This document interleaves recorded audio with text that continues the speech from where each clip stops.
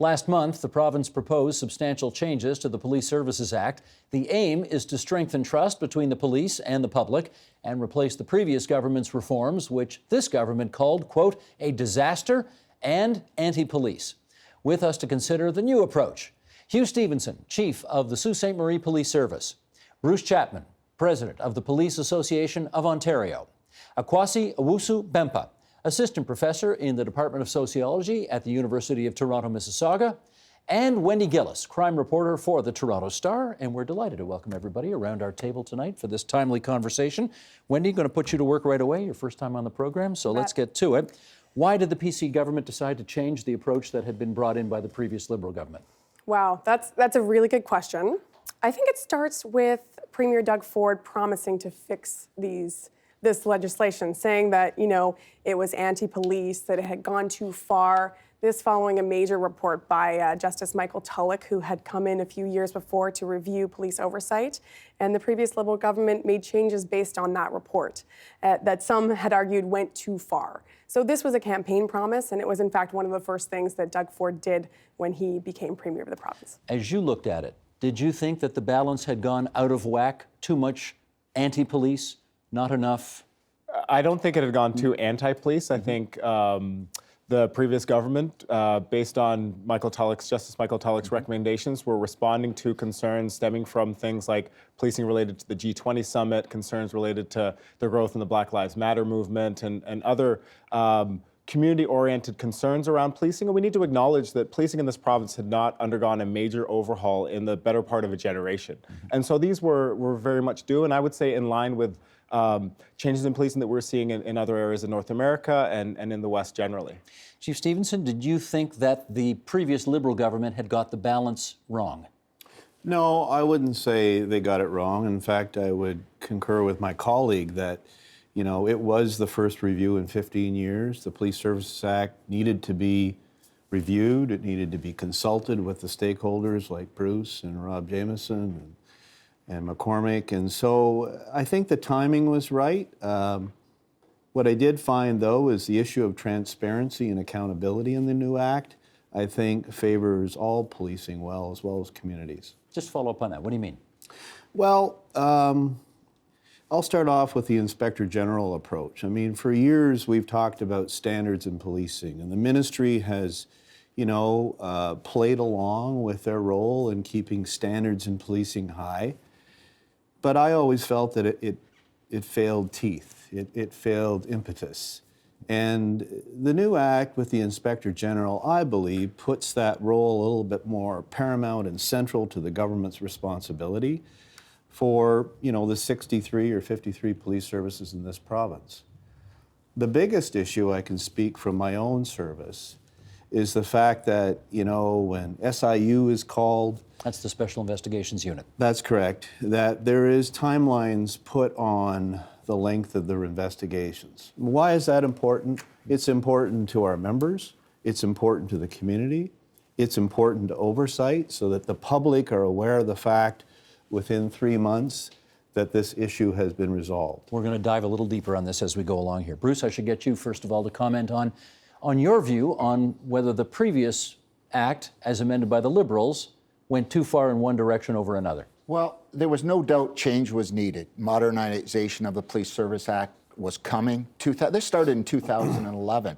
2011, the Future Police Advisory Committee started, where there was makeup of personnel, chiefs, associations, municipalities, Police Services Board, all sitting at the table since 2011. We knew that there was going to be changes to it, and we welcomed it. I think everybody welcomed it. Mm-hmm. The public, the stakeholders, the policing perspective, all welcomed it. We got the legislation in it, and I think there were changes that needed to be made, and I think this government made some of those changes to make it fair and effective. Oversight, accountability, transparency are all vital to have the trust of the public in the police and to keep policing professional. Wendy, we have seen that when this government wants to consult, for example, on regional government realignment, they can do it deeply and frequently, and by most accounts so far, well. Then you get situations like cutting Toronto City Council in half, where they basically just do it overnight with no consultation at all. Right. Where did this issue fall on that spectrum? I think it's important to remember that during that big review done by Justice Tulloch I was telling you about earlier, there was extensive consultation. So when the Ford government came in and said, we're going to put a halt on this legislation to do further consultation, there was a lot of sort of scratching of heads because that had just been done, and extensively, to police services, to police associations, to communities, importantly. And so I think the consultation that was done afterward was potentially not incredibly necessary. What I do know is that police associations were consulted. I'm not sure beyond that if much happened. Okay, so you were consulted. Absolutely. How about the chiefs of police? Were they consulted? I believe the OACP would have been consulted. I don't have firsthand evidence. How about university professors who've spent their life looking at this issue? So I was a policing standards development officer, and I've been doing research in the area for the better part of a decade and a half. I wasn't consulted. How about any of your colleagues who are also in this field? Not as far as I know.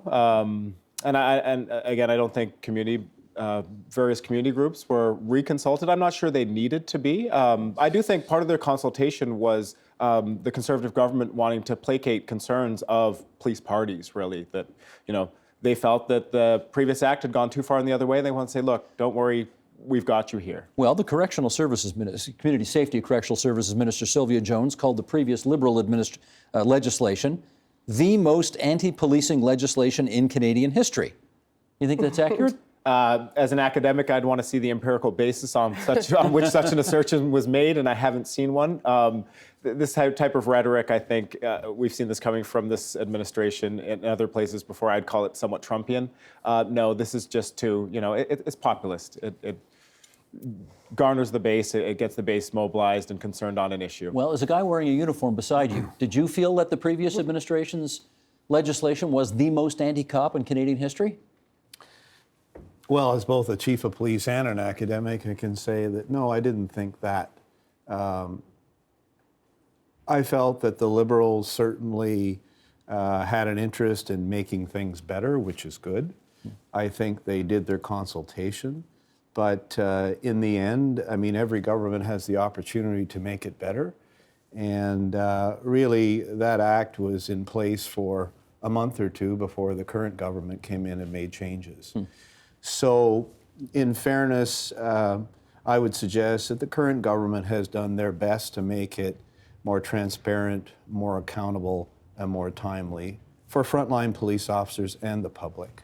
The use of language, Wendy, is interesting here because, we know the Ford government has planted its flag firmly on being sort of pro-cop and supporters of the police, and that's where they're coming from. That's fine. They also use language like the police are our everyday heroes. What inference do you draw from that kind of reference?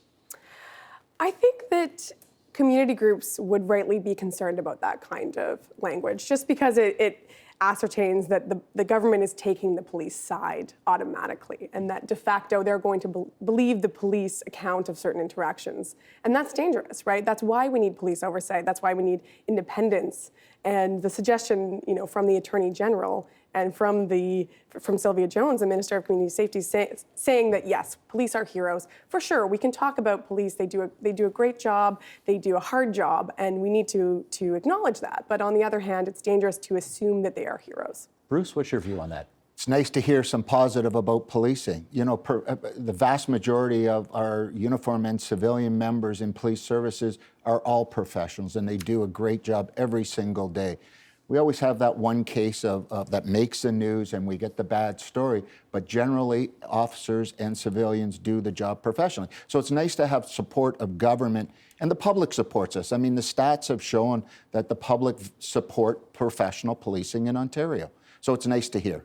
Akwasi, everyday heroes? Absolutely, they do a difficult job. And I think that the danger comes in that such language reinforces that divide between the people and the police that we see in many communities. And ultimately, if the goal is public safety, we should be working together and fostering this collectively rather than building a gulf between these two parties. And unfortunately, as one of my colleagues, Kanika Samuels, wrote in the Star recently, the way in which the government presented this bill only reinforces this us versus them mentality and kind of flips this idea that in many communities, people often feel that their always suspect, and that was flipped to suggest that the police were always suspect. Chief Stevenson, you mentioned a little while ago with the SIU and some of the changes that have come into that Special Investigations Unit, and we just want to put a few points up here. Sheldon, if you would, let's bring this graphic up just to talk about some of the changes to the legislation that are now in case. The Comprehensive Ontario Police Services Act 2019 now maintains mandatory notification of the SIU under specified circumstances, for example, a serious injury or death, and when there was a use of force. It removes the ability of the SIU to investigate civilians who may have been involved in criminal conduct resulting in an incident, and it requires the SIU to explain delays every 30 days past the 120-day mark of an ongoing investigation. And Chief, I'll go back to you on this because you touched on this earlier. What's noteworthy about these changes? If I may, back to the police heroes for 2 seconds. Oh, okay. Absolutely, our frontline officers are heroes.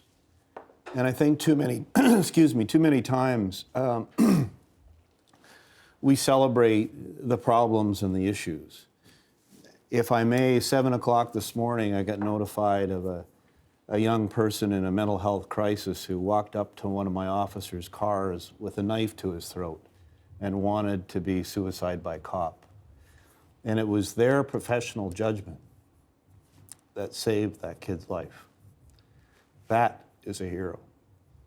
So to your SIU issues, your third point was very important on the issue of the 120 days. I think that has the biggest impact for chiefs of police, for communities, for police service boards, for governing authorities, to know that if there was an allegation of criminality related to police officers, not civilians, that an accountable representation independent from the police will get back to them with their findings. For too long under the old legislation, associations, chiefs, and boards were kept in the dark. There was an appropriate, maybe it was staffing, maybe it was approach, I'm not quite sure, but this regulation, if you want to call it, in the SIU is certainly helpful. In terms of your second point, investigating civilians, that doesn't mean that they will never be investigated. Certainly, if there's any allegation of criminality for a police member being civilian or police, that will be readily investigated. So the corollary to that point then is we have more time to ensure that sworn police officers, or peace officers as the legislation talks about, will have the full brunt of SIU investigation and timeliness. What are you hearing from stakeholders as to whether they think this improves the SIU's mission? I would say one of the biggest issues so far is the one about notification. So we expect that the SIU is called in whenever there's a reasonable indication that they have a mandate, so that they should be called in when someone dies, when someone is seriously injured, and when there's an allegation of sexual assault. Notification has been a really big issue for the SIU just because, of course, it's the police themselves that call them in. And so they're making the call as to, okay, could the SIU reasonably have a mandate here? I'll call and I'll let them decide. What this new legislation does is allow for police under certain circumstances to make the call themselves. So that's, the example that's been given has been having to do with suicides. Recently, there's been a very big issue about naloxone, the opioid antidote. So police officers are increasingly carrying this, they are using it, and when that effort fails, the SIU had been called in. And there was a war of words between the Ontario Association of Chiefs of Police and the SIU director, Tony Leparco, recently about that. And now, this legislation makes sure that the police service does not have to call in the SIU under these kinds of circumstances.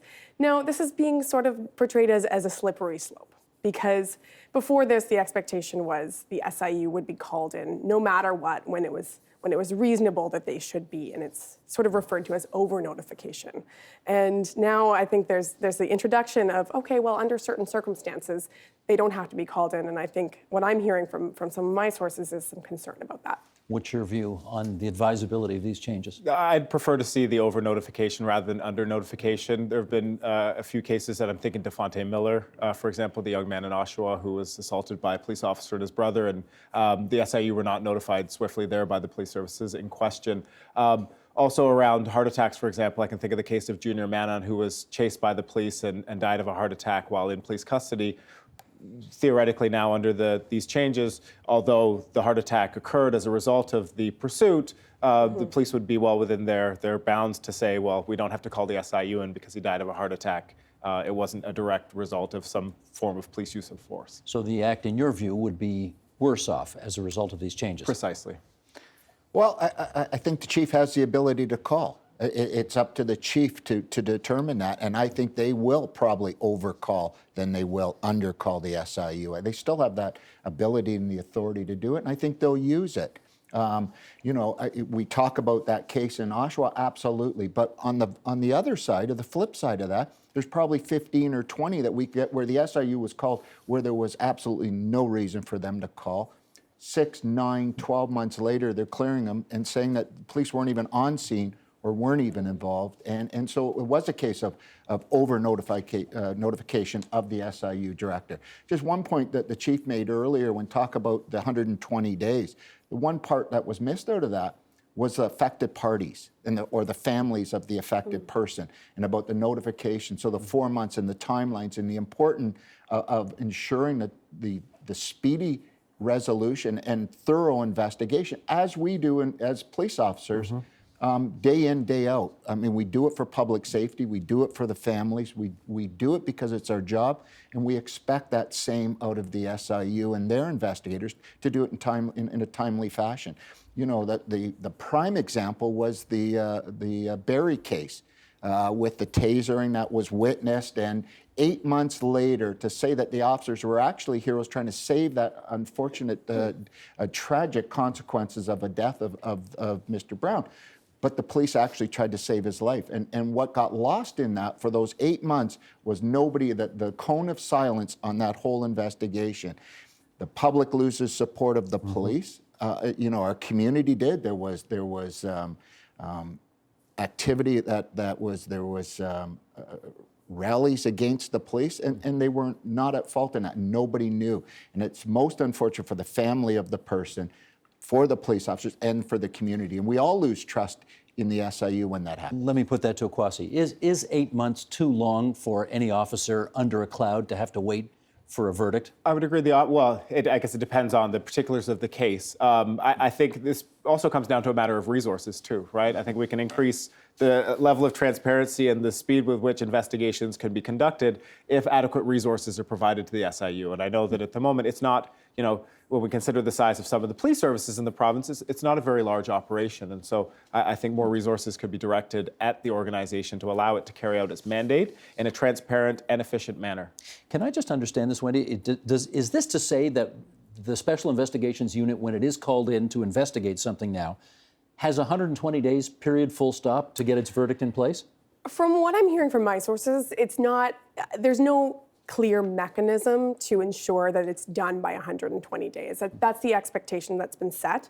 And now there's another expectation that after 30 days past that 120-day deadline, they have to report publicly. I think that's so helpful. I completely agree with Bruce when it comes to, it's not just the police officer that's under stress here. These are families that are waiting for answers. I will say, though, that 120 days is not going to be long enough for more complex cases, such as deaths. And those are arguably the most high stakes, and we don't want the independent investigator to feel rushed into completing and coming to a conclusion about what happened just to meet some deadline. Gotcha. Okay, let's look at some of the other changes as well. When there are issues around the police, there have been bodies whose responsibility it has been to investigate some of these things, and there's been a change on that. So Sheldon, let's bring up the next graphic and talk about those again as we have a new Police Services Act for 2019. The proposed legislation would transform the Office of the Independent Police Review Director into something new. It's now going to be called the Law Enforcement Complaints Agency, and its responsibilities would include receiving and screening public complaints involving police officers and assigning complaints for investigation to a police service or an agency investigator. Now let's go around the table on that one. Chief Stevenson, what do we make of these changes? I think, in essence, in practicality, I don't think a lot will change on the front line in terms of the complaint process. This still demonstrates an independent body to go to with your complaint about the police, which gives, transparency to the process. It removes biases that we're investigating ourselves. And I guess the third point is that your new Inspector General that represents the government can make the decision to send that to another service to investigate that complaint or do it themselves. So really, at the end of the day, hopefully this initiative will improve the efficiency of complaint investigations, complaint call taking, and getting back to members of the public and the officer. If you wanted to make a complaint about an officer allegedly mistreating you, would you feel better under this new system or the previous system? The previous one mostly because there was the idea that it was going to become completely independent within 5 years. One of the greatest weaknesses of police oversight and accountability that has the police investigating the police is the very fact that it's the police investigating the police. As a member of the public, I don't want to have my complaint against a police officer who's part of a very cohesive police culture being investigated by another member of that same police culture, whether or not they're part of the same agency. And so I would have liked to have seen the maintenance or the continuation of this independent body to investigate these complaints. I think that it's a severe weakness that it's now been revised, I would say, backwards. Why do you think the government chose that approach? That's a very good question. Part of me thinks it's, again, not wanting the police to feel that the pendulum's swinging too far in the direction of the community orientation, if we can even call it that. Part of it might also be resources and expediency as well. Like we can't forget, it's the same with the SIU. Police officers and police agencies do have skills and experience in investigations, right? And so they're able to do these things in a way that many other public agencies aren't. So there could be an efficiency thing there, but I do think part of it is also to appease police parties. I guess that's a reference to you, perhaps, but what do you think? And with respect, I think, police are professional all the time. The change of the name to LECO or law enforcement goes hand in hand with Justice Tulloch and his recommendation. Mm-hmm. Yep. 2016, the previous government went around the province and did public and private consultations throughout, had town hall meetings throughout Sault Ste. Marie, Sudbury, Timmins, North Bay, throughout the province. Police Association attended every one of those. Main purpose was to hear what the public had to say about policing and their perspective on it. From that, there was 1,700 responses, written submissions back to government. Out of 13.5 million, that's 0.000125%.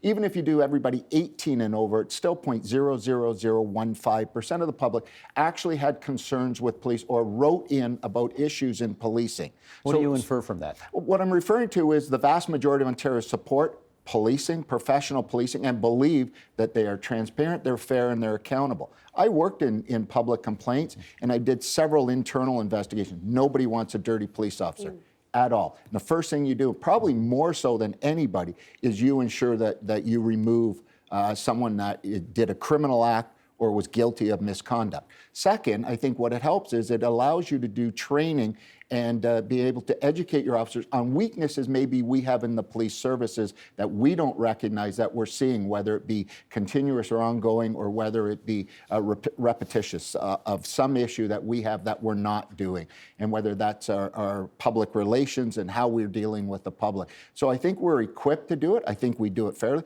We swore an oath, and 99.999% of officers that do the job uphold that oath. Do you really think it's that high a number? I do. I really do. Does everybody at the table think it's that high a number? I'm not concerned just about individual officers. I'm also concerned about systemic practices. Mm-hmm. So although I agree that most police, I'm very glad that I live in Ontario and in Canada because we have great police here, but issues related to racial profiling were not brought forth by police services. Issues related to carding were not brought forth by police services. These were brought forth by members of the public and by people, journalists, great journalists that we have in the media. So although I do expect that most police officers go out each day and do a good job and are there to serve the public, I don't think that necessarily all officers are, and I certainly don't think that all police practices serve all members of the public in the same way. And I think it's these types of independent oversight bodies that are able to screen for these types of issues and bring them to the public in a way that police agencies like any effective bureaucracy, are protecting their own interests, are not going to do. And I think they're still there. I think that mechanism is still there, whether it be the Inspector General or whether it be the director of LECA going forward. They'll still have that ability to do that, to screen in those. I think that the answer to it is cost. By having everything in the previous government go to outside of the police service doing it, would have probably quadrupled the size of OIPRD or LECA, and would have doubled probably the SIU to be able to do the additional calls that they were required to do them in reasonable timelines. I don't ask the question to be a smart aleck, Wendy, but the fact is that the police service in Thunder Bay was judged to have been systemically racist. Right. And you can't get to 99.9999% if an entire police service in this province is thus judged. What do you think gets closer to the accurate number? Oh, I'm not sure that I want to put a number on it either. I'm with Akwasi. I think we need to be talking about systemic issues. One thing that I think gets lost in the conversation about investigations into complaints that go to the OIPRD, now renamed, thankfully. That was a bad acronym, It wasn't was so bad. And they then get sent back to the police service in question. Now, no doubt, I have covered cases where the internal investigation has produced, criminal charges. There are real professional investigations that get done by that unit. I know that for sure. But what sending the complaint back to that initial organization does is create a perception of bias. And whether that's fair or not, it may go back into the community that's affected by it. And if there's a decision to not pursue, a complaint, and there's a decision that finds, okay, there's actually no wrongdoing here, nothing to see, the complainant or the community that complainant comes from, rightly or wrongly, may conclude that the fix was in from the beginning. Mm-hmm. So what an independent investigation does is provide some reassurance that complaint will be effectively and independently investigated. Chief, even the most professionally done investigation by police of police, can it really ever get out from under the impression, as Wendy suggests, that it's not completely kosher because cops just can't be, cops at the end of the day can't investigate other cops and be seen to be doing a 100% pure job? Is that a fair observation? Well, from my 31 years in policing, I've seen very few, if any, scenarios where a police internal investigation showed bias because they were police. In fact, I would go even further, and as a duty officer for many years in the OPP, I know that if an officer was involved in an allegation, the organization would go extra further in ensuring that the bias was lifted and a thorough investigation was done. We would even go so far as to have external investigators brought in that had no knowledge of the people or the scenario. Mm-hmm. You know what? To infer that we can't investigate our own, I understand your argument on bias and perception. And yes, policing is in the perception industry. But practice and actuarial cases will demonstrate the fact that you do get autonomy and independence. And if I may, I think we have to look at trust in policing, that no police service can police a community without the trust of their community, without the trust of their association, without the trust of mental health organizations, victim service agencies, the Crown Attorney. It all hinges on that, doesn't To it? be blunt, I think this legislation is turning the corner a little bit in baby steps to show that let's give the police a little bit more support. And A little more benefit I've of the worked doubt, for maybe? 3 police services, Steve, and I have seen professionalism in all. I've seen one-offs, and Bruce and I both know that, and the reporters and the academics. But overall, if we look at percentages, do a poll of public appreciation for police, and you'll see that they're all plus 90%. Yeah, well ahead of journalists, I can tell you that. Sorry, Wendy, but We got to wear that. Let's do one I more let thing. you answer that question. We got a few minutes left. Let's do one more thing here. You guys all know former Deputy Chief of the Toronto Service, Peter Slowly, who's now with Deloitte. He was on this program not too long ago. We talked about what police functions either ought to be or ought not to be outsourced. And he had this to say about that. Sheldon, the clip, please. Touched on private sector a couple of times. Regardless of the change in bill, public sector in general, policing, I would say even more specifically, needs to have more public-private partnerships. Regardless of how you see, whether it's lost jobs to the public sector or less membership dues coming into an association, or a chief who feels that he or she may lose control over their workforce. If you look at the element of cyber and all the crimes, if you look at the modernization, the need to leverage technology, if you look at the need for specialization around psychological services, health services, in designing and delivering these new community well-being plans, the police themselves aren't staffed for that level of expertise. So to be a modern police service, you have to have modern partnerships, some of which will include private sector partnerships. Some of it will include contracting and services that you don't have the HR resources or the capability to actually provide. Bruce, your take on that. Well, a couple issues that I see with it. And I think the first one goes back to is Corrections Canada in 2001 to 2003 opened 2 jails, Penetanguishene and Lindsay. One was private, one was public. And out of that, within 3 to 6 years, Monty Quinter at the time switched it back to public. There was no cost savings. There was worse health and safety record for both inmates and staff there. The sanitary conditions were not up to par as they were. It's for-profit policing. And that's a concern that I have when we talk about keeping policing public, is there's no oversight or lack of it in the private sector. So I totally agree about partnerships in it. I think we're seeing it with our COAST programs with mental health advocates and experts who are trained and are professionals in there are able to deal with those calls, because more than, less than 1 in 6 calls now has a mental health component in the calls that the police are going to. So having a professional with you will help that. That's what they're trained with. Okay, I got about a minute and a half to go. I want to hear you on this too, if I can. Yeah, I don't want to see the outsourcing of core police functions by any means. I do, though, agree with Peter Slowly that we do need to tap expertise where necessary.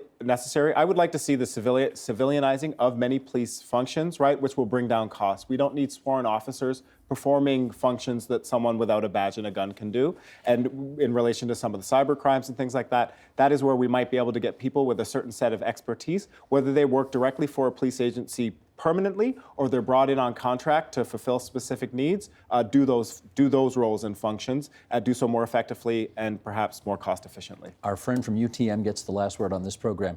Thanks, everybody, for coming into TVO tonight for a great discussion about what's going on in policing today. Thanks so much. Thank you.